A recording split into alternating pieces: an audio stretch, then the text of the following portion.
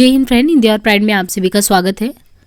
Friends, Hindi साहित्य संबंधी जो यूजीसी नेट का पेपर सेकंड होता है, आपके विषय से संबंधित पेपर, उसमें हम आज करने वाले हैं हिंदी साहित्य संबंधी यूनिट 10, जो कि अन्य गद्य विधाओं से संबंधित, जिसमें आपके पाठ के टेक्स्ट लगे हुए हैं, उन पर चर्चा करने वाले हैं। तो उसमें जो पहला आपका लगा हुआ टेक्स्ट वो है माटी की मूर्तें। माटी की मूर्ति जो कि राम वृक्ष बेनीपुरी द्वारा लिखित एक रेखा चित्र विधा के तहत आने वाला विधा है ये। तो ये जो विधा है रेखा चित्र विधा के तहत माटी की मूर्तें, शुरुआती संस्करण में इसे 11 रेखा चित्रों में करके लिखा गया था। जैसे रेखा चित्र लिखे जाते हैं तो 11 संस्करण, कुल शुरुआती संस्करण में 11 रेखा चित्र थे इसमें। लेकिन शुरुआत में जब लिखा गया ये 1946 में, ये तब की बात है जब 11 रेखा चित्रों में था ये। 1953 के संस्करण में रजिया के जुड़ने से ये 12 हो गए। तो इस रेखा चित्र विधा में कुल कितने रेखा चित्र हैं? अभी 12 हैं। 1946 में प्रकाशन वर्ष में आया और 1953 में ये जाके एक रजिया जो जुड़ा संस्करण, तो उससे ये 12 हो गया। बेनीपुरी जी इसकी भूमिका में लिखते हैं, मैं साफ कह दूं ये कहानियां नहीं है, जीवनियां हैं। ये चलते फिरते आदमियों के शब्द चित्र हैं। मानता हूं कला ने उन पर पच्चीकारी की है, किंतु मैंने ऐसा नहीं होने दिया कि रंग रंग में मूल रेखाएं ही गायब हो जाए। इसी आलोक में ऐसे सख्त और संवेदनशील रेखा चित्रों को पढ़ना एक सुखद अनुभव होगा, जिसके चलते हम मनुष्यता के प्रति विनीत बनने का भाव अपने भीतर नए सिरे से सिरजता हुआ पाते हैं। पिछले वर्ष प्रभात प्रकाशन ने इस किताब का पुनः प्रकाशन करके हिंदी की दुनिया को एक दुर्लभ सौगात दी है।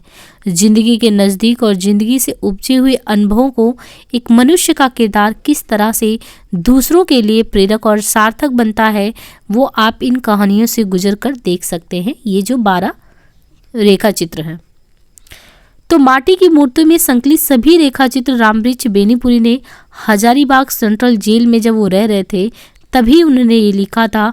और इन रेखा चित्रों में बेनीपुरी जी ने अपने जीवन के उन चुनिंदा लोगों के बारे में लिखा है जो उनके लिए अत्यंत प्रिय थे। उनको याद करते हुए उन्होंने लिखा है। लगभग हर व्यक्ति के बारे में बताते हुए अपने बचपन में वो चले जाते हैं। बचपन के दिनों में इन सभी व्यक्तियों के साथ जो बिताए हुए उनके पल हैं, उनको जीवंत रूप में चित्रित करते हैं या व्याख्यायित करते हैं। उस दौर की क्या सामाजिक, आर्थिक एवं सांस्कृतिक स्थितियां थी, वो उनके माध्यम से स्पष्ट करते हैं। इन रेखा चित्रों के माध्यम से हर व्यक्ति के जीवन और चरित्र के श्वेत और श्याम पक्षों को भी दिखलाते हैं और दिखलाते हुए मानवीय एवं नैतिक पक्षों को अधिक उभारते हैं।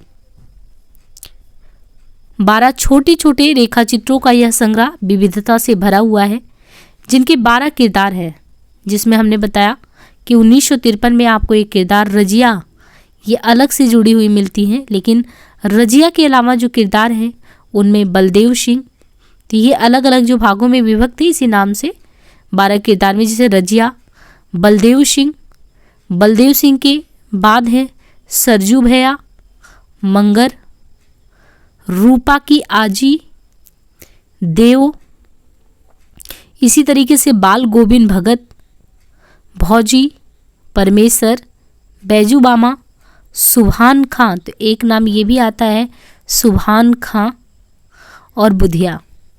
तो रजिया, बलदेव सिंह, सरजू भैया, मंगर, रूपा की आजी, देव, बाल गोविंद भगत, भौजी, परमेश्वर, बैजू मामा, सुभान खां और बुधिया। बाल गोविंद भगत की कहानी में भगत जैसे उम्दा गायक के सामने उसके बेटे की मृत्यु और उस मृत्यु पर संयत भाव से विजय प्राप्त करने की कोशिश दिखाना एक असाधारण बात दिखती है। कहानी का सबसे सार्थक बिंदु ये होता है कि भगत अपनी बहू को मनाते हुए उसे दूसरे विवाह के लिए राजी कर लेते हैं। सादगी भरे जीवन की मनुष्यता की ऊंचाई पर पहुंचती हुई कहानी बहुत ही जीवंत लगती है, जिसमें संगीत भी है, विरह भी है, विश्वास भी है, आस्था भी है। तो बेनीपुरी जी ने इसको लिखते वक्त जो है बहुत ही सहज शब्दावलियों का प्रयोग किया है। और 12 जूनी परक रेखा चित्रों में हम समाज और जीवन से साक्षात्कार कर पाते हैं। देखिए यहाँ पे जो ये रचना है लिखने वाले बेनीपुरी जी, उनका जन्म मुजफ्फर बिहार में होता है 1902 में और निधन 1968 में। माटी की मूर्ति 1941 ईस्वी से 45 के बीच में लिखे गए संस्मरण रेखा चित्रों का संग्रह। इन सभी संस्मरणात्मक रेखा चित्रों को बेनीपुरी जी ने स्वयं शब्दचित्र कहा है। मानव को अपनी मिट्टी के प्रति जो आसक्ति रहती है उसका उत्कृष्ट और बेजोड़ नमूना यहाँ पे देखने को मिलता है। जब वो हजारीबाग सेंट्रल जेल में थे तो इसे उन्होंने लिखा था। उन चुनिंदा अपने प्रिय लोगों को याद किया, बचपन के दिनों को याद किया, साथ ही साथ हिंदी कथा साहित्य को एक सच्ची ग्रामीण दृष्टि भी देने का कार्य किया उन्होंने।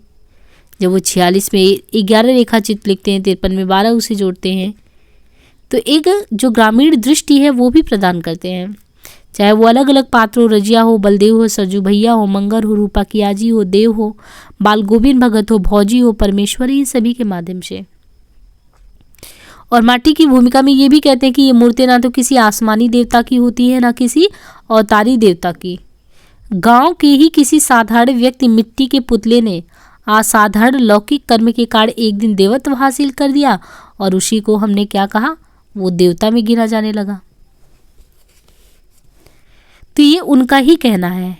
यहाँ पे पात्रों के बारे में बात करें तो पात्र में जैसे रजिया लेखक की बचपन की दोस्त है। लेखक जो है, रजिया जो है लेखक की बचपन की दोस्त रजिया है। बचपन में अपनी माँ की चूड़ी बेचने में सहायता करती थी रजिया। युवा होने पर स्वयं चूड़ी बेचने लगी।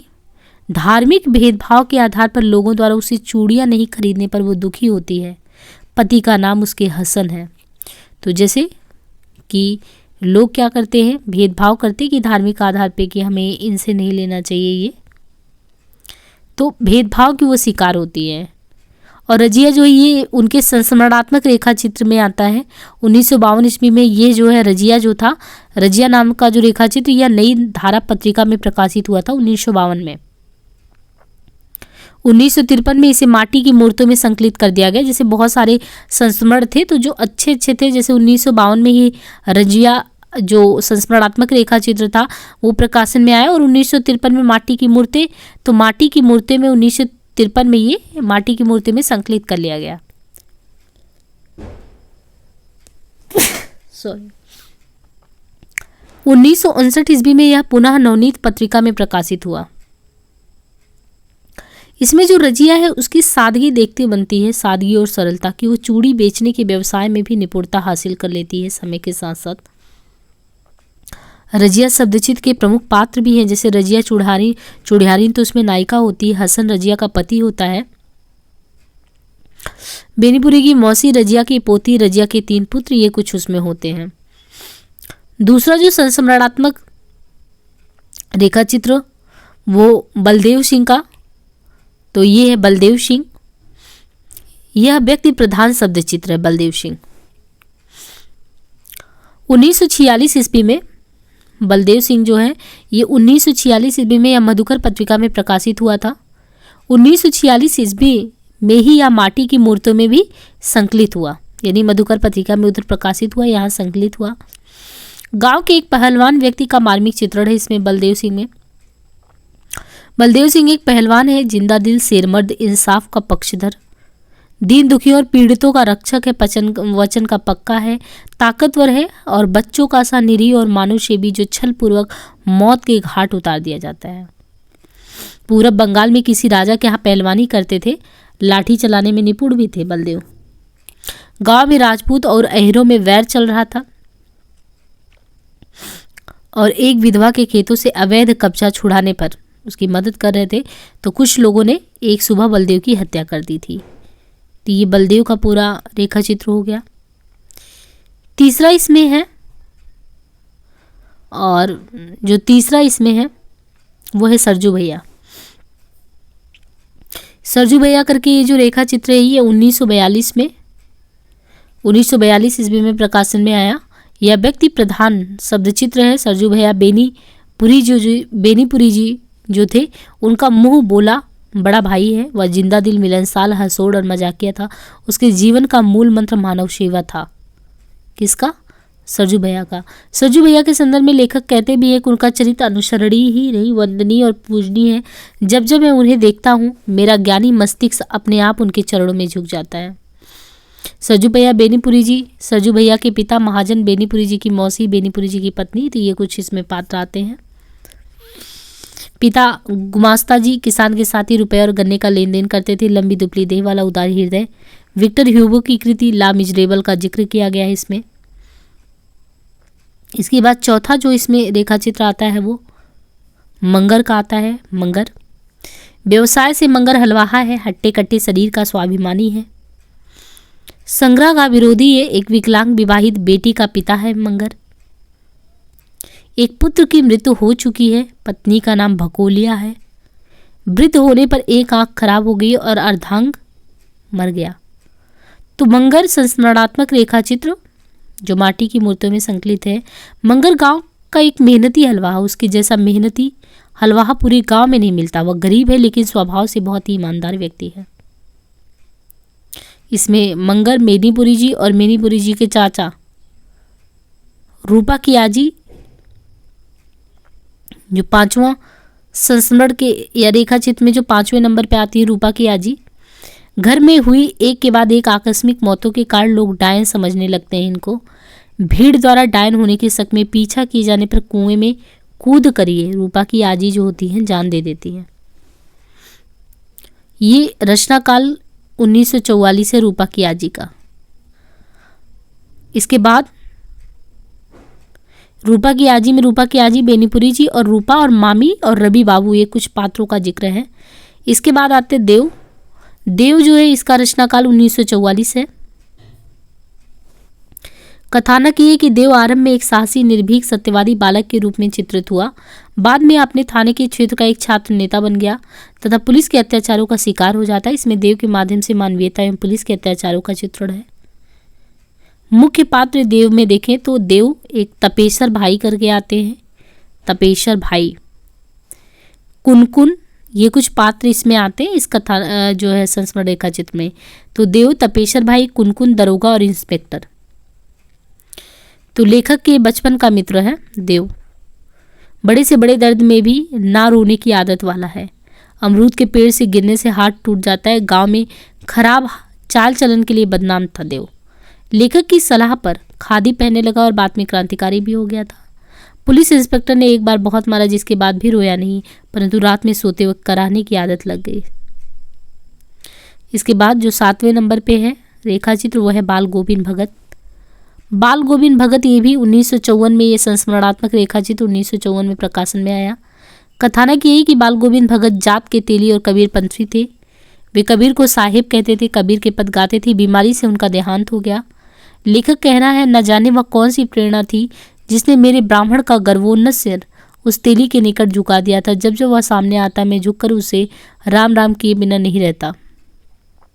इसमें बाल गोविंद भगत बेटा और पतोहू यही हैं और कबीर के अनुयायी थे। गाने में कुशल खजड़ी बजाकर कबीर के गीत गाया करते थे। पुत्र की मृत्यु होने पर भी गीत गाए। आत्मा परमात्मा के पास चली गई यह कहकर उत्सव मनाने को कहा। इसके बाद 8वें नंबर पे जो रेखा चित्र है वो है भौजी। रिश्ते में ये लेखक की भाभी लगती थी। स्वभाव से झगड़ालू, परंतु झगड़ा ऐसे कि आपस में लड़े तो कोई बात नहीं, पर बाहर का कोई व्यक्ति लेखक को जरा भी कुछ कहे तो उस पर ही बरस पड़ती। झगड़े और लड़ाई के बाद भी सुख दुख में साथ देना भौजी के स्वभाव की खास बात थी। तो लेखक ने अपने भौजी के विवाह उपरांत से घर आगमन से लेकर उनकी मृत्यु तक की स्मृतियों के गुण दोषों का चित्रण 1943 में भौजी संस्मरणात्मक रेखा चित्र में की है। भारतीय परिवार में भौजी का वही स्थान है जो मरुभूमि में ओएसिस का है। तो ये बहुत ही कथन इम्पॉर्टेंट है यहाँ पे कि भारतीय परिवार में भौजी का कौन सा स्थान होता है जो मरुभूमि में ओएसिस का होता है। तो ये भौजी जो संस्मरणात्मक रेखा चित्र है बेनीपुरी जी द्वारा, उसमें कहा गया है। और ये भी कहते हैं कि वह कलम टूट जाए जो निंदा के लिए उठती है। इसमें भौजी है, फूफा जी हैं, देवर है, संपादक मित्र हैं। तो ये कुछ पात्र हैं इसमें। इसके बाद परमेश्वर लेखक की पट्टीदारी का एक व्यक्ति है। नशे का लती है, किंतु स्वभाव से जीवंत और रसिक इंसान है। परमेश्वर तीज त्योहारों में गांव में वो रौनक ला देता है। होली पर ढपली लेकर पूरे गांव में गाता बजाता, दशहरे पर ओझा का खेल करवाता और दिवाली में होलिका दहन का प्रबंध करता। तो यहाँ पे ये संस्मरणात्मक रेखाचित्र 1941 ईस्वी का रचना काल है। कथानक में परमेश्वर के रूप में एक आवारा एवं फिजूल खर्ची व्यक्ति का चित्रण है। आवारागर्दी की आग ऐसी जो खुद को जलाती थी किंतु दूसरों की रोशनी एवं गर्मी देती। परमेश्वर अतिसार रोग से ग्रसित था और इसमें जो कुछ पात्र है उसमें परमेश्वर है, परमेश्वर की मंडली है, परमेश्वर की पत्नी है, चाचा जी, ओझा, श्री राम, ये कुछ पात्र हैं। रचना इसके बाद देखें तो जो इसके बाद आता है वो 10वें नंबर पे बैजू मामा करके आते हैं। तो बैजू मामा जो है यहाँ पे वो जेल में रहने का आदी है। बैजू मामा छोटी छोटी चोरियों के कारण 30 वर्षों से पटना जेल में है। जेल के पुएं इतने प्रिय हैं कि पुओं के लिए रिहाई हो जाने के दिन ही फिर से चोरी करके जेल आ गए। अंत में सेशन चलाकर पुलिस 5 साल की सजा दिलवाने की कोशिश करती, पर जज की दया से 1 साल की सजा उनको हो जाती है। तो ये है बैजू मामा करके, 1944 में आया था। बैजू मामा, जेलर, जज साहब, मेट और जमादार। इसके बाद लास्ट में सुभान खां। सुभान खां, इसके बाद रजिया भी तो है। तो सुभान खां जो है पेशे से राजमिस्त्री हैं। हिंदू मुस्लिम तनाव बहुत बढ़ जाने पर सुभान खां के गांव की मुस्लिम मस्जिद में गाय की कुर्बानी देना चाहते हैं, लेकिन सुभान खां के कड़ी प्रतिरोध से ऐसा नहीं हो पाता। लेखक ने इसे रेखाचित्र में अपने नास्तिक होने का जिक्र भी किया है। हजरत हुसैन और यजीद के बीच लड़ाई का भी जिक्र है। मुहर्रम के पीछे की कहानी भी है इसमें। सुभान खां जो राजमिस्त्री कारीगर थे वे ईमानदारी, विनम्रता, वात्सल्य आदि गुणों से युक्त थे। उनमें हिंदू मुस्लिम एकता की चाहत थी। कहते हैं, मैं मुसलमान हूँ, कभी अल्लाह को नहीं भूला हूँ। मैं मुसलमान की हैसियत से कहता हूँ, मैं गाय की कुर्बानी नहीं देने दूंगा, ना देने दूंगा। सुभान खां नायक, यजीद, हजरत हुसैन बेनीपुरी के मामा जी इसमें हैं। इसके बाद है बुधिया। यह संस्मरणात्मक रेखाचित्र 1943 में 7-8 वर्षीय बकरी चराने वाली बुधिया के प्रारंभिक जीवन से लेकर मातृत्व रूप तक का मार्मिक चित्रण है। बचपन की बुधिया चंचल चुलबुली है तो जवानी में हजारों जवानों के दिल की धड़कन है। लेखक बुधिया के बारे में कहते हैं, वृंदावन में एक गोपाल और 1000 गोपियाँ थीं। यहाँ एक गोपी और 1000 गोपाल है। अधेड़ उम्र में फटे हुए कपड़े, चोली का नाम नहीं, बिखरे बाल, चेहरे पर झुर्रियाँ, सूखा हुआ चेहरा दिखाई देता है। फिर भी अपने बच्चों पर मातृत्व को लेखक वंदन करते हैं। पात्र में बुधिया है, जगदीश है बुधिया का पति। बुधिया के कुल 4 बच्चे भी हैं। तो लेखक कहते जब किशोर था तो बुधिया 7-8 साल की रही होगी, अत्यंत चंचल और शरारती। लेखक कई सालों बाद बुधिया से मिलता है तो उसकी स्थिति देखकर रंग दंग रह जाता है। बुधिया की शादी हो चुकी है, जगदीश उसका पति, उसके 3 बच्चे और वह गर्भवती है। प्रमुख उद्धरणों में देखें तो उद्धरण में आता है कि कला का काम जीवन को छिपाना नहीं, उसे उभारना है। कलावाह जिसे पाकर जिंदगी निखर उठे, चमक उठे। रजिया ने बताया कि किस तरह दुनिया बदल गई है। अब तो ऐसे भी गांव है जहां के हिंदू मुसलमानों के हाथ से सौदे भी नहीं खरीदते। अब हिंदू चूड़िहारी ने ही हिंदू दर्जी भी हैं। उन दिनों हिंदू मुसलमान की तनातनी नहीं थी, दोनों दूध चीनी की तरह घुले मिले थे। हिंदू की होली में मुसलमानों की दाढ़ी रंगी होती, मुसलमानों के ताजिए में हिंदू के कंधे लगे होते। ताजिए के दिन थे, मेरे गांव में भी ताजिया बना था, यद्यपि एक भी मुसलमान वहां नहीं। लेन देन जिसे नग्न शब्दों में सूदखोरी कहिए, चाहता है आदमी आदमीपन को खो दे, वह जोक खटमल नहीं चिलर बन जाए। यथार्थ अन्नदाताओं के लिए पेंशन की हमारे अभागे देश में कहाँ व्यवस्था है, और व्यक्तिगत दया का दायरा तो हमेशा ही तंग रहा है। पर मर्दों की अपेक्षा औरतें अपने को परिस्थिति के सांचे में ज्यादा और जल्द ढाल सकती हैं। भावना पर दलील का क्या असर हो सकता है भला? हमने सुन रखा था दुनिया में 3.5 ही वीर है, पहला भैंसा, दूसरा सुअर, तीसरा गेहूं और आधा राजा रामचंद्र। भैंसे, सुअर और गेहूं सीधा वार करते हैं, कभी पीठ नहीं दिखाते। रामचंद्र वीर थे, लेकिन बाली को मारने के लिए उन्होंने पेड़ की ओट ले ही रखी थी। तेली जिसका मुंह देखने के बाद यात्रा सफल नहीं होती, ऐसी व्यवस्था दे रखी थी हमारे समाज ने। बेटे की क्रियाकर्म में तूल नहीं किया, पतोहू से ही आग दिलाई उसकी, किंतु जो ही श्राद्ध की अवधि पूरी होगी पतोहू के भाई को बुलाकर उसके साथ कर दिया, या आदेश देते हुए कि इसकी दूसरी शादी कर देना। भारतीय परिवार में भौजी का वही स्थान है जो मरुभूमि में ओएसिस का। धधकती हुई बालू की लू लपट में दिन दिन रात रात चलते चलते जब मुसाफिर दूर से खजूरों की हरी फुनगी देखता है, उसकी आंखें ही नहीं तृप्त होती, उसके शरीर का रोम रोम पुलकित हो, उसकी सिराओं का एक एक रक्तबिंदु नृत्यशील हो उठता है। खिंचा खिंचा चेहरा, रसीहीन नैन, दुबला पतला शरीर, मुरझाया मुर्दों सा मन, यही है भारतीय मानवता का साधारण ढांचा, जो कम बोले, हंसे नहीं, मुश्किल से मुस्कुराए, हमेशा अपने इर्द गिर्द मुहर्रम का वातावरण बनाए रखे, उसकी सज्जनता और शिष्टता की प्रशंसा होती है। वह कलम टूट जाए जो निंदा के लिए ही उठती है। मंजिल के अंत में पथी के पैर तेजी से उठने लगते हैं, उसकी रफ्तार में भी तेजी आ जाती है। वह किताब जज को यह हक कहाँ देती है कि वह देखे कि अपराध क्यों किया है। उसने समाज कहाँ तक अपराधी है और आदमी कहाँ तक, आदमी के कृत्य में परिस्थितियों का कहाँ तक हाथ है, आदि आदि। फिर आदमी के भीतर जो इंसानियत है उसे उभरने देने और अपराधी को सही रास्ता पर चलने में मदद करने की ओर ध्यान देना तो उस किताब में जैसे हराम हो। मुझे मालूम होता था काम और अल्लाह, ये ही दो चीज़ें संसार में उनके लिए, यानी सुभान खां सबसे प्यारी है उनके लिए। काम करते हुए अल्लाह को नहीं भूलते थे और अल्लाह से फुर्सत पाकर फिर झट काम में जुट या पवित्र कर्तव्य उसको समझते। शहरों की यह बीमारी धीरे धीरे देहात में घुसने लगी। गाय और बाजे के नाम पर तकरारें होने लगी। जो जिंदगी भर कसाई खानों के लिए अपनी गायें बेचते रहे, वही एक दिन किसी एक गाय के कटने का नाम सुनकर ही कितने इंसानों के गले काटने को तैयार हो गए। तो इस तरीके से हमारा जो पहला यहाँ पे गद्य विधा में रेखा चित्र था वो समाप्त होता है। बाकी हम नेक्स्ट करेंगे ठकुरी बाबा जो हमारे पाठ्यक्रम में है। उम्मीद है कि सेशन आपके लिए बहुत ही यूजफुल हो रहा होगा और इसी तरीके से आप कंटिन्यूअस देखते रहें। आज के लिए इतना ही, धन्यवाद।